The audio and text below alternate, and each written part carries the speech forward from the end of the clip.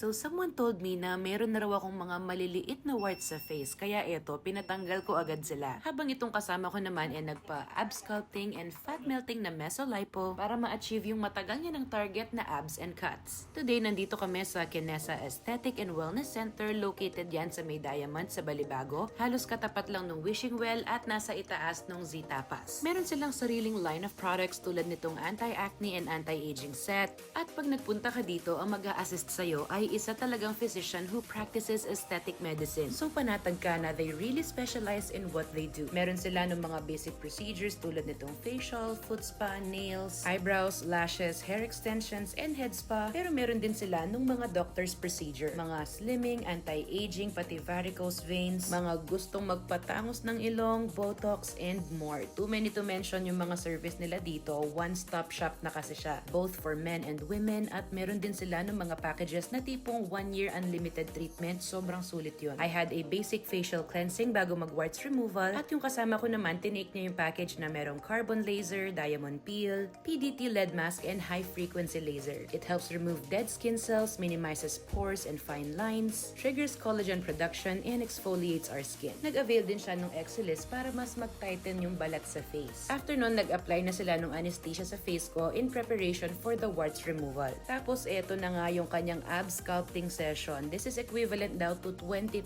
push-ups. Syempre hindi naman siya umaasa sa ganyan lang. Nagda-diet din yan and workout. Pero kumbaga, eto raw yung nakakatulong para dun sa mga stubborn fats na sobrang hirap na hirap siyang tanggalin. Nag-RF din sila to maximize the results. After that, eto na nga si Doc. Chinek niya na kung saan siya maglalagay nung fat melting na mesolipo. Hindi naman to gaanong masakit, plus kampante ka pa kasi nga physician talaga yung nag-a-assist sa'yo. After nun, eto na yung pagtanggal ng mga facial warts ko. Pati daw yung mga moles sa mukha pwede nilang tanggalin. Although medyo nagmamadali kasi ako, kaya yung warts na lang muna yung pinatanggal ko today. Medyo marami rin daw, although sobrang liliit. Kaya mas maganda na habang hindi pa lumalaki, pinatreat ko na. Very meticulous talaga sila kasi hanggang sa neck, chinek talaga nila kung merong dapat tanggalin. After niyan, nag-apply na sila ng ointment at pinadalhan na rin ako nitong antibiotic, at yung isa naman is para sa itching and swelling. Ikaw, ano ba yung current na skin problem mo? Mag-visit ka na rin dito sa Kinesa para matulungan ka nila.